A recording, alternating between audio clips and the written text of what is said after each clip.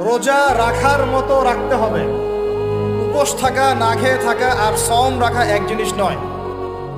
পানি ছেড়ে দেওয়া, খাবার ছেড়ে দেওয়া আর ইসলামী সওম এক জিনিস নয়। অনেক ধর্মের মানুষ খাবার পানি ছেড়ে দিয়ে থাকে, উপোস থাকে, থাকে না? হাদিসের মধ্যে নবীজি বলেছেন যে যে ব্যক্তি রোজা রেখে অন্যায় কাজ ছাড়তে পারলো না, মানে আল্লাহর মাসিয়াত ছাড়তে পারলো না, এই যে কাবায়ের ফাওয়াহিশ এগুলো ছাড়তে পারলো না, অশ্লীলতা ছাড়তে পারলো না, মিথ্যা ছাড়তে পারলো না, বেহায়াপনা ছাড়তে পারলো না, তার না খেয়ে থাকায়, পানি না পান করায় আল্লাহর কিচ্ছু যায় আসে না। রোজা রাখার মতো রাখতে হবে। উপোস থাকা, না খেয়ে থাকা আর সওম রাখা এক জিনিস নয়। পানি ছেড়ে দেওয়া, খাবার ছেড়ে দেওয়া আর ইসলামী সওম এক জিনিস নয়।